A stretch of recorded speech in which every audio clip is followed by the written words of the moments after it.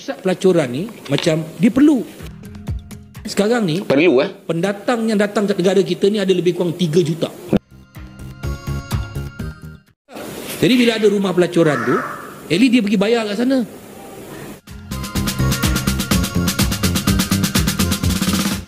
Hai guys, jumpa lagi. Kali ini kita akan membahas masalah sosial ekonomi di Malaysia. Selama ini kaum Melayu Malaysia selalu mengklaim memiliki tamadun yang hebat. Bahkan pengertian Melayu sendiri dikaitkan dengan agama Islam. Tapi anehnya Malaysia memiliki kasino.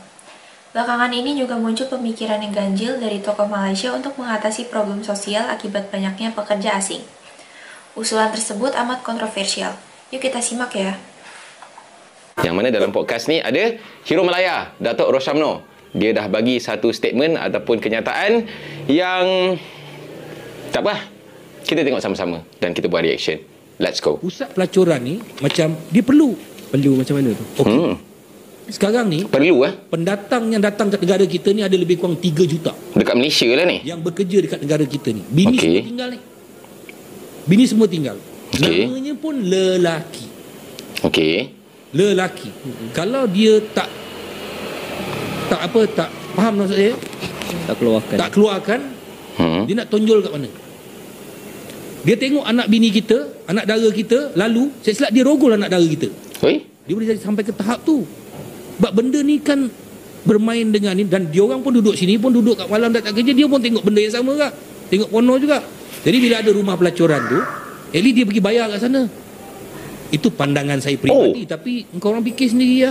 Mungkin aku salah, tapi mungkin aku betul. Macam tak sangka kan, seorang yang sekarang ni boleh dikatakan disegani ramai lah. Dia pun seorang hero Melaya, banyak berlakon filem, banyak berlakon drama. Lepas tu sekarang ni dah jadi seorang usahawan, dah jadi lebih kurang influencer lah, buat podcast, dipandang tinggi, title Datuk apa semua. Tiba-tiba mengeluarkan kenyataan yang Allahu Akbar. Saya hormat pandangan Datuk, tapi Datuk juga kena hormat pandangan saya dan mungkin juga pandangan orang lain yang sama dengan saya. Sebab Datuk sendiri cakap yang mungkin pandangan Datuk ni salah dan mungkin juga pandangan Datuk adalah betul. Tapi bagi saya pandangan Datuk totally salah. Cadangan Datuk tu adalah untuk mengadakan pusat ayam dekat Malaysia. Dekat Malaysia. Malaysia ni negara Islam, Datuk. Bukan sahaja dekat Malaysia ataupun dalam agama Islam yang tidak menggalakkan langsung aktiviti melanggan ayam ni. Tapi rasanya satu dunia. Cukup-cukuplah, Datuk, dekat Malaysia ni benda-benda haram dijadikan lebih kurang hub dekat Malaysia ni. Dengan araknya, dengan perjudiannya. Datuk pula boleh bagi idea yang mungkin boleh menjadikan Malaysia ni sebagai hub rumah-rumah ayam. Sebagai seorang Islam, bila Datuk mencadangkan benda ni walaupun kepada orang asing yang mungkin bukan Islam, benda ni macam dah tak kena, Datuk. Dan kalau betul pun cadangan Datuk tu dijadikan reality dekat Malaysia ni, tak ke Datuk fikir nanti benda ni akan terjebak juga dekat orang-orang lokal, tambah-tambah dekat orang Islam. Dan aktiviti rumah ayam ni sebenarnya kalau Datuk tahu, saya rasa Datuk tahulah, benda ni melibatkan juga aktiviti perdagangan manusia. Jadi adakah secara tidak langsung Datuk menggalakkan juga aktiviti perdagangan manusia? Kalau itulah yang Datuk fikir masalah yang berlaku dekat Malaysia ni, seperti orang asing ni selalu melakukan jenayah yang itulah, tak perlu nak cakap lah, nanti kena ban pula aku punya video ni, yang mana orang-orang Malaysia, perempuan-perempuan dekat Malaysia ni dijadikan mangsa, macam Datuk cakap takut jadi dekat anak bini sendiri kan. Sepatutnya cadangan dia adalah dengan mengetatkan lagi undang-undang ataupun mengehadkan lagi kemasukan warga asing dekat Malaysia untuk bekerja. Dan macam Datuk cakap juga tadi, kalau dia rindukan bini dia dekat kampung, dia kerja dekat Malaysia 3 tahun 4 tahun, dan kemungkinan dekat rumah sewa dia ataupun dekat dia punya hostel, dia pergi layan handphone ke laptop ke, pergi buka website tu kan. Itu lagi baik sebenarnya, sebab dia tak melibatkan orang lain. Dia nak buat jahat, dia buat hal dia sendiri je. Tambah pula Datuk bercakap tu pasal hal ni yang menggalakkan aktiviti rumah ayam dekat Malaysia ni. Datuk cakap sebelah Datuk tu perempuan tau. Sekarang ni zaman-zaman kita nak menaikkan martabat perempuan, kena hormati perempuan, tapi di satu sudut yang lain Datuk macam menggalakkan pula ramai lagi perempuan supaya jadi ayam dekat Malaysia ni. Banyak lagi lah sebenarnya poin-poin yang saya boleh bagi tahu untuk nak mengenepikan atau nak menyangkal atau nak membantah idea Datuk ni, yang nak mengiyakan yang bahawa Datuk punya idea ni adalah idea yang salah. InsyaAllah nanti saya percaya yang ustaz-ustaz dekat Malaysia pun akan mengeluarkan kenyataan juga, dan kita tengok netizen-netizen Malaysia ni pula pun dah banyak bijak pandai. Nanti diorang komen lah dekat bawah. Aduh, sedih lah. Datuk, sebab apa? Macam tak sangka. Sebab Datuk pun macam pernah menginspirasikan saya. Datuk ada bisnes, apa semua kan, berjaya. Dan kadang-kadang ada juga podcast-podcast Datuk ni, Datuk ada memberi idea-idea yang bernas. Tapi, alamak, kita dah 2024 dah, Datuk. Kita tengok macam penyanyi, artis, influencer, macam siapa? Alif Sata. Punyalah nak ajak orang buat kebaikan, pergi masjid, suruh orang bersukan lah, berlari lah. Tiba-tiba Datuk bagi idea macam ni. Jadi apa pendapat korang pula? Begitulah guys usulan yang amat kontroversial dari selebriti Malaysia. Selanjutnya kita akan lihat masalah sosial yang lain akibat banyaknya pendatang asing. Dan umumnya kaum Melayu Malaysia kurang suka terhadap keadaan ini. Yuk kita simak ya.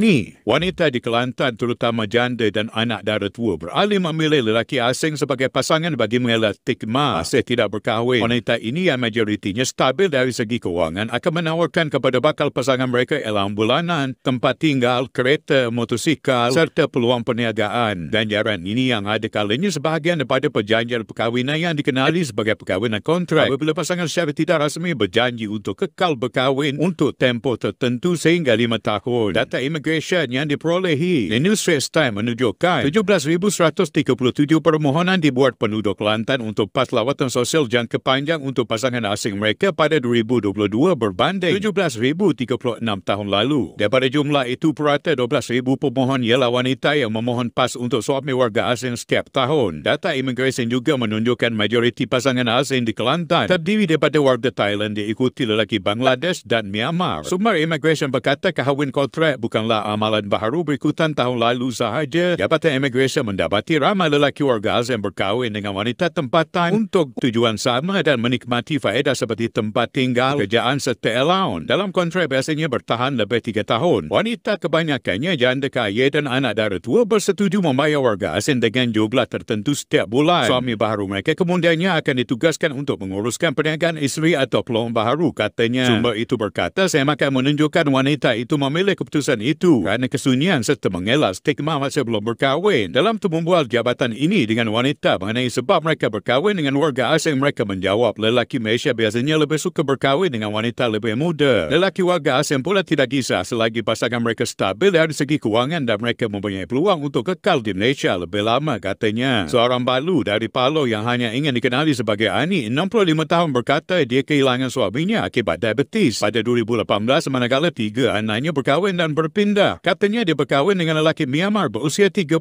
tahun pada 2020 dan mengikat kontrak perkahwinan selama 5 tahun. Saya tidak mempunyai sesiapa untuk membantu saya menjalankan perniagaan, jadi saya bersetuju berkahwin dengannya kerana lebih banyak kebaikan daripada keburukan. Katanya yang menjalankan perniagaan makanan sejuk beku. Katanya majlis perkahwinannya diadakan di kampung kota dan dihadiri saudara mara dan rakan pengantin lelaki. Anak saya tidak kisah selagi saya ada seseorang untuk menjaga dan membantu saya menjalankan perniagaan, katanya. Seorang lagi wanita yang hanya mahu dikenali sebagai Sheila berkata dia berkahwin dengan lelaki Indonesia kerana bosan dilabel sebagai anak dara tua. Sheila yang mengusahakan sebuah restoran di Kota Baharu berkata kebanyakan tomahan dilemparkan jiran dan kenalan. Saya sudah bosan dengan gosip itu. Ibu bapa saya berasa lega apabila saya berkahwin. Saya tak kisah asalkan saya jadi isteri orang, katanya. Suaminya lebih tua 2 tahun daripadanya. Sementara itu, lelaki Pakistan yang hanya mahu dikenali sebagai Jahangir berkata dia sedar ada yang memandang perkahwinan antara warga asing dan wanita tempatan dengan curiga. Jahangir berkata dia berusia 22 tahun ketika berkahwin dengan isteri Ida yang berasal Kelantan pada 2012 lepas mengenalinya melalui Facebook selama setahun. Katanya Ida seorang balu yang mempunyai 5 anak dan 18 tahun lebih tua daripadanya. Jahangir kini berusia 38 tahun berkata cintanya mekar dan dia berpindah ke Kota Baru untuk mengawininya. Pasangan itu kini mengusahakan kedai runcit milik Ida serta mempunyai seorang anak lelaki berusia 9 tahun. Hasil perkahwinan mereka itu, Ida pula berkata 5 anaknya menerima Jahangir sebagai bapa tiri mereka. Kami berkahwin kerana saling menyayangi. Dia suami dan bapa yang hebat kepada anak-anak saya. Ramai juga rakan Jahangir berkahwin melalui kaedah itu. Malah kami pernah menghadiri beberapa majlis rakan kami melangsungkan perkahwinan kontrak. Tidak dinafikan ada yang gembira manakala yang lain berpisah sebelum kontrak tamat, katanya.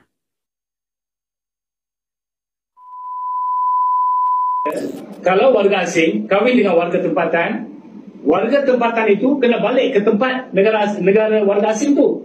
Bukan duduk sini mencabar kita membuat perniagaan. Macam mana lesen PPT bagi? Itu kerja PBD bukan kita, itu bukan kuasa kita. Nasihat saya ialah, nasihat warga-warga yang syok-syok dengan warga asing itu susah nak nasihat dia tak dengar ya. Tapi kerajaan Madani boleh ambil perundang memperkuat undang-undang. Sekiranya seorang warga asing berkahwin dengan warga tempatan, dia dikatakan spouse. Dia boleh duduk tumpang saja, dia tak boleh kerja, dia tak boleh niaga. Tapi dia bawa model, dia pakai nama ini, dia niaga. So, kalau perkara seperti ini berlaku, dia akan berlanjutan. Lebih banyak warga asing yang datang kahwin. Maka kerajaan, kalau dia dapati isteri berkahwin dengan warga asing, suami tempatan dia berkahwin dengan orang asing, dia lesen itu dia bantulah. Senang saja, jangan bagi lesen. Kalau dia bagi lesen pun, dia tarik balik lesen. Begitulah guys masalah sosial yang muncul akibat banyaknya pendatang asing. Sejak zaman penjajahan, sebetulnya Semenanjung Malaysia adalah negeri yang menampung pendatang. Fenomena itu rupanya berlanjut hingga sekarang sehingga Malaysia sulit menemukan identitas. Terima kasih sudah menonton sajian kami, sampai jumpa lagi.